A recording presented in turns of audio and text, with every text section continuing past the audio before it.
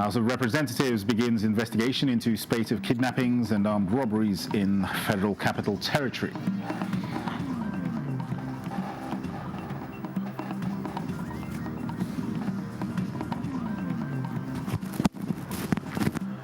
A new basic education curriculum to commence in January 2025. We need a kind of incentive from the federal government. We need federal government to come into the thing, help state, so as state can also at the same time equally develop and even train and retrain their teachers.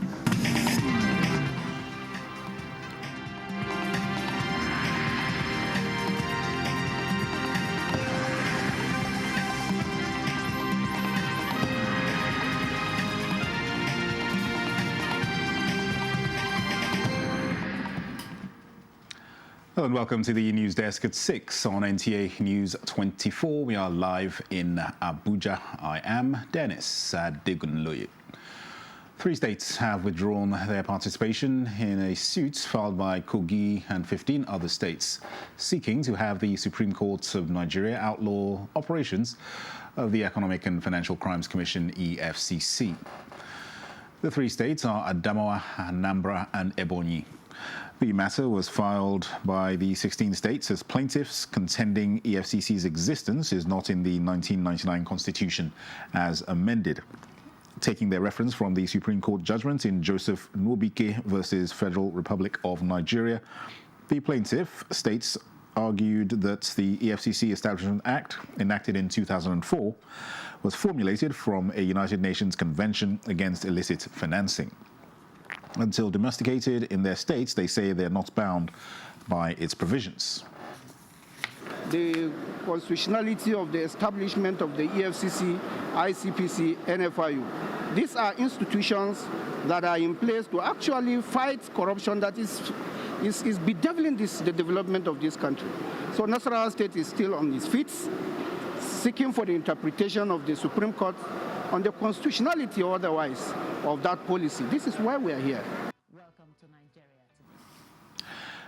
At Tuesday's proceedings, Attorney General and Minister of Justice Lateef Fagbemi, SAN, raised preliminary objections, arguing that Nwobike's case had no bearing on the instant case and that the anti-corruption laws are in consonance with Section 15 of the Nigerian Constitution, which mandates governments to abolish corruption in society. The 7-man panel of justices, led by Justice Wani Abba Aji, adjourned to a future date for judgment. No economy can thrive if its most active and talented youths are sold to crime. Therefore, it is imperative that parents and other stakeholders take proactive steps aimed at renewing and redirecting the minds of youths towards productive and honest living. First Lady Oluremi Tinubu stated this while declaring open the 2024 National Cybercrime Summit organized by the Economic and Financial Crimes Commission in Abuja. State House correspondent Adini Taiwo reports.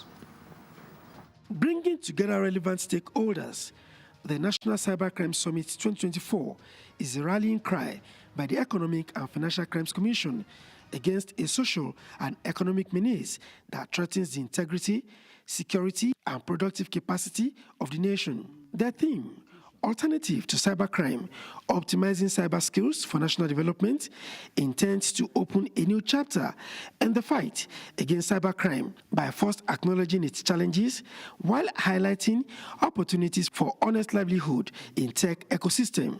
Their commission is putting a strong foot forward with the establishment of a rapid response desk. And while unveiling the desk, Nigeria's First Lady Oluremi Tinubu says everything must be done to ensure that the creative talent of Nigerian youths are not excluded from active involvement in national development. As we gather here today, we are confronted with a pressing reality. The digital age, while offering unprecedented opportunities, has always exposed us to new vulnerabilities. It is therefore crucial that we address this challenge head-on and explore not only the harmful consequences of cybercrimes, but also the sustainable alternatives that can redirect our youth towards productive and positive endeavors. To our youth, the choices we make today will define your future and the future of Nigeria. I urge you to choose honesty, integrity, and hard work, as it truly paves the way for lasting success. The federal government under President Bola Tinubu, the Renewed Hope Initiative under her leadership, and the EFCC are all working to offer multifaceted solutions to the challenge, but more has to be done by other critical stakeholders. It is crucial that we emphasize and entrench the culture of hard work rooted in honesty and dignity of labor among our teeming youth. In this regard, parents play a pivotal role in raising and guiding their children and wards to be God-fearing, inculcate in them good values, morals, and sense of patriotism. Bond of trust and understanding should be created between parents and their children, and to allow for open communication whereby their fears and insecurities could be addressed. With about 250 billion naira lost yearly to cybercrime, the Commission requires the support of all to protect the nation's digital space and image. We reached a stage in our nation that necessity should compel a change of narrative from criminality to productivity, from idleness to usefulness, and cybercrime to cyberwealth. The EFCC under my leadership is completing work on a cybercrime research center. By empowering these youth to build our economy and salvage our image as a nation, the FCC is creating a momentum for the development of our country. The Christian Association of Nigeria continues to urge religious leaders to give strong moral leadership in combating this crime by showing examples of contentment. We need to integrate our cultural legacy and the impact it may have on the perception of crime. What we need is aggressive engagement, so that a lot of people that have done this on the platter of they know, we readjust and adjust. Apart from reducing response time to reported cases from all the states of the Federation, the new Cybercrime Front Desk, ECR2, is also positioned to serve as the hub for research and development. From the banquet hall of the Presidential Villa, Adeni Itaiwo, NTA News. The United Kingdom Home Office International Operations says its collaboration with Nigeria in the fight against substance abuse and illicit drug trafficking is yielding positive results. Head of the UK Home Office International Operations, Victoria Pullen, stated this during a courtesy visit to the chairman NDLEA, Brigadier General Mohammed Bubar Marwa, retired, to renew a memorandum of understanding between the Home Office and NDLEA in Abuja. She said drug trafficking is a huge global issue that requires joint efforts, hence the willingness of the team to work with the NDLEA in order to do things differently.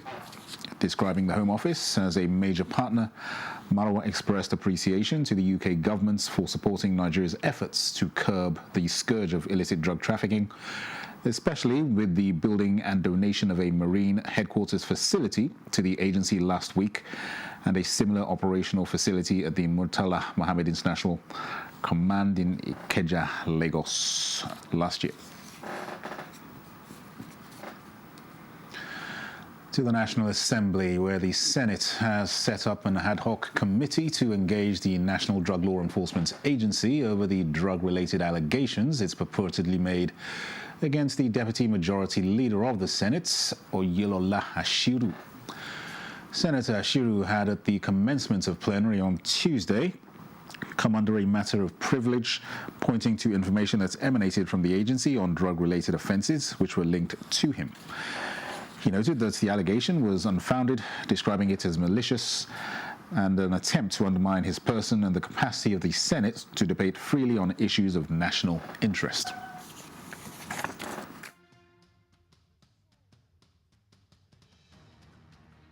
I assert that I cannot even identify what we call cannabis or any drug. Beyond taking water, I don't take alcohol, I don't take any drug. Excellency, I am of opinion that for the protection of myself as a member of this Allo chamber, for the protection of the Senate and other senators. We must do something about this as to summit. Just after your contribution on the floor of the Senate, and I understand the person that went on television was even alluding to the fact that you made contributions on the floor and trying to quote what you said on the floor. I think Nigerians are not aware of the Constitution and the laws of the land. Anything you say here is privileged. It's covered with immunity. It's not subject to debate on the radio or television. So these things, we must, my dear colleagues, we must take this issue very seriously, because injury to one is injury to all. The ad hoc committee is to investigate the matter within 4 weeks and make appropriate recommendations. In the meantime, the House of Representatives has mandated its Committee on FCT, Police, as well as National Security and Intelligence to conduct a comprehensive investigation into the spate of kidnappings and armed robberies within the nation's capital and report to the House within 3 weeks. In a motion of urgent public importance, Representative Ismail Dabo lamented the death of his legislative aide, Ms. Nima Suleiman, who was brutally murdered on her way home by One Chance taxi operators around Banex Junction in Wuse district in Abuja on Thursday.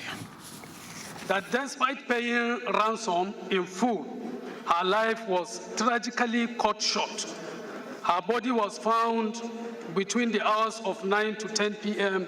at Maitama Ministers Hill Bridge in Abuja. Disturbed that this heinous crime has sent shockwaves through our community, confirming the escalating insecurity in the FCT. It is our collective responsibility as lawmakers to ensure the safety and security of our citizens. This motion is referred to the committees on FCT, Police, National Security and Intelligence for further legislative action. While observing a minute's silence for the deceased, the House denounced the resurgence of One Chance operators in Abuja and urges security agencies to arrest the menace. And the House Committee on Aviation Technology and Aerospace has pledged support to the Nigerian College of Aviation Technology, Zaria, for it to attain its full potential as an aviation institution comparable around the world. Haruna Mohammed reports that the committee, led by its chairman Abiodun Ishaq Akinlade, made the remark during an oversight visit to the college, as he reports now.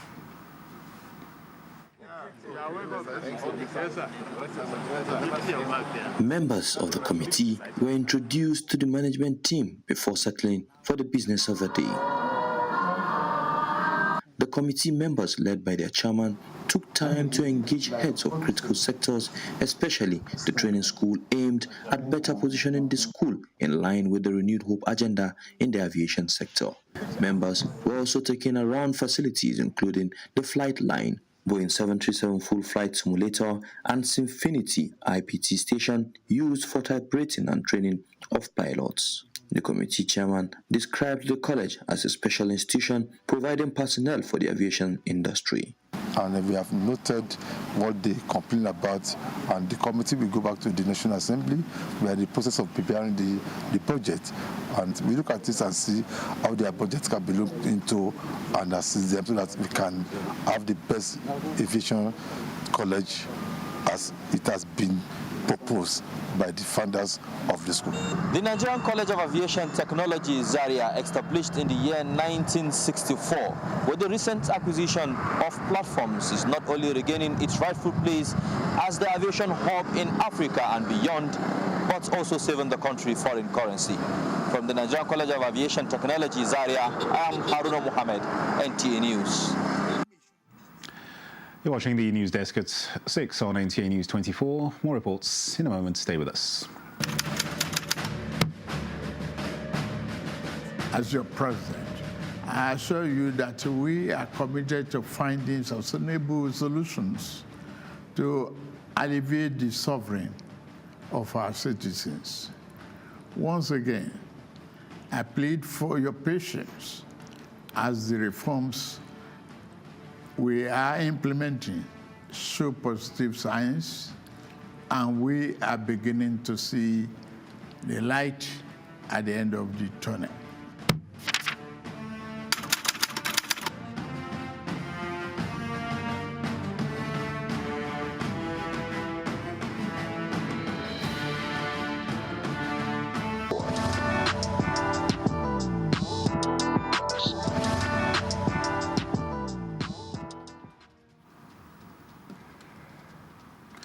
You're welcome back. Now, Jigawa State Governor Umar Namadi has officially briefed President Bola Tinubu on the fuel tanker disaster, which recently claimed over 100 lives. The governor at the State House this Tuesday also appreciated the president for the federal government's response and support conveyed by a delegation to the state, led by Secretary to the Government of the Federation, George Akume. After meeting with the president, Governor Namadi briefed State House correspondents.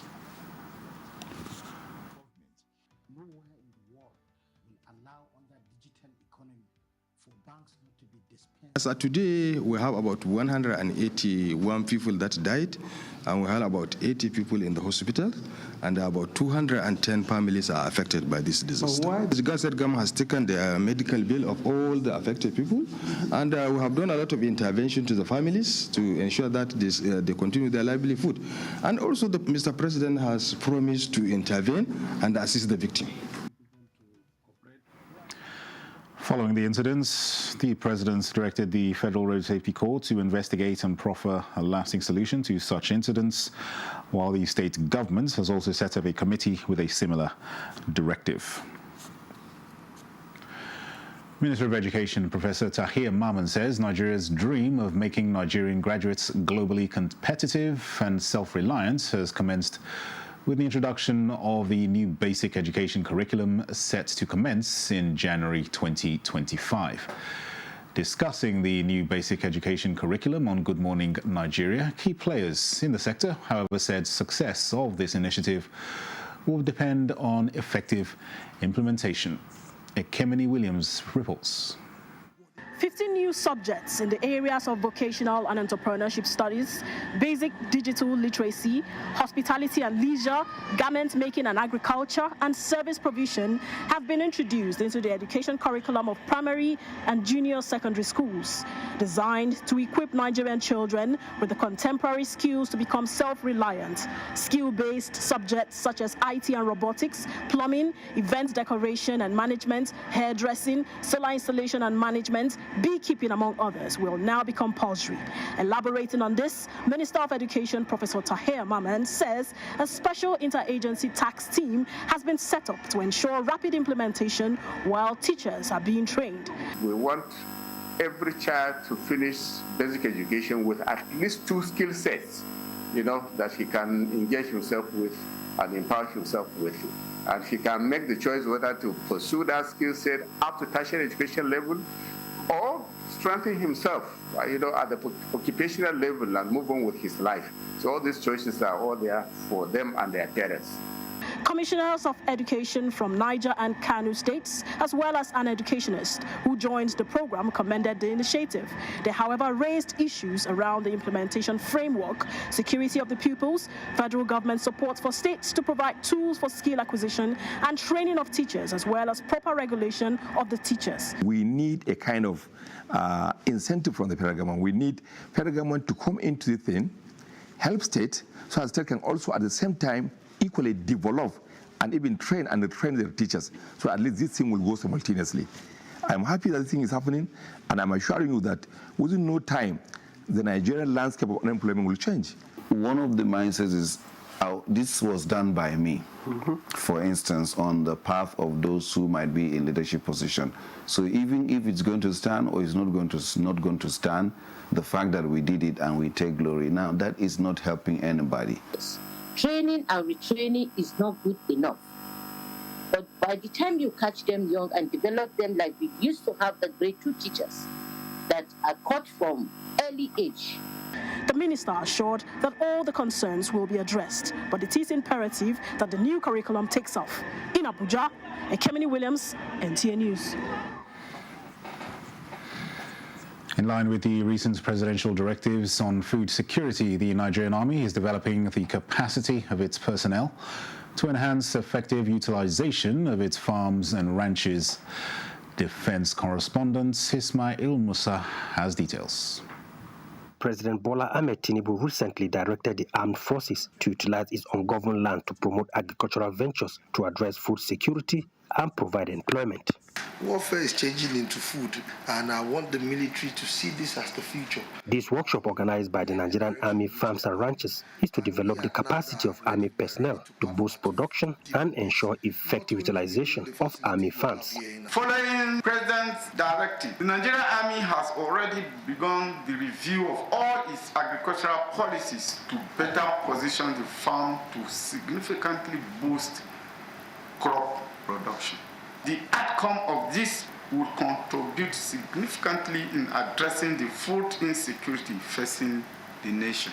The Nigerian Army's participation in agricultural ventures through farming and ranching also aims at contributing to peace through food security. The Nigerian Army Farms and Ranches will continue to explore and research in the agricultural sector to ensure that the Nigerian Army contributes meaningfully to the national food reserve. This training workshop is to provide a synergy between members of the armed forces represented by the Nigerian Army Farms and Ranches and other stakeholders and development institutes within the country to ensure that the President's directive is seamlessly, effectively and speedily accomplished. The Farms Initiative is a critical component of the Nigerian Army non-kinetic approach to tackle insecurity and contribute to the nation's food security.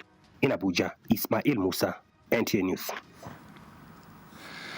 Now, worried by the spate of complaints associated with access to pension benefits in Nigeria, the Bureau of Public Service Reforms is meeting with stakeholders towards finding lasting solutions to the problems. Deborah Agbola was there and filed this report. This was the convergence of think tanks from across government ministries, agencies, parastatals, unions, and relevant bodies deliberating on the way forward for the implementation of pension reforms in Nigeria. One of the greatest challenges of what probably we call the Nigerian governance system is the ability to maintain record, so we met practically no record. So we had to, first of all, rebuild the database of pensioners. That will help us to now ascertain eligibility, determine what is due to a pensioner as his monthly pension, and then be able to now calculate what the arrears is due to him. We want the contributors to have relative control over their money, very importantly. Number two, we want that reforms be made as at when due. I should get my money at the point of retirement. That is more meaningful. There's a lot of ignorance around how much am I supposed to be paid, what am I supposed to be paid, and who pays me. The process of accessing benefits, pension benefits, should start while you are still in service. While speakers call for continuous review of the Pension Act to reflect the current economic realities of the nation, others call for timely sensitization of about-to-retired officers on the required processes of accessing pension benefits and the need to enhance the investment performance of pension funds. PPSR, write it in your books that every 3 years maximum you will conduct something like this, because it's required that you revisit a reform to rejig it, to re-oil it, to make it current. High time for us to come up with suggestions and ideas that will put forward to His Excellency, the President and Commander-in-Chief, who will drive the second or third version of the review of the Pension Act, especially to address the concerns of pensioners, institutions of government, and families of retirees. It is expected that the workshop will facilitate the building services of the Bureau of Public Service Reforms into a customer-focused and result-oriented institutions for effective service delivery.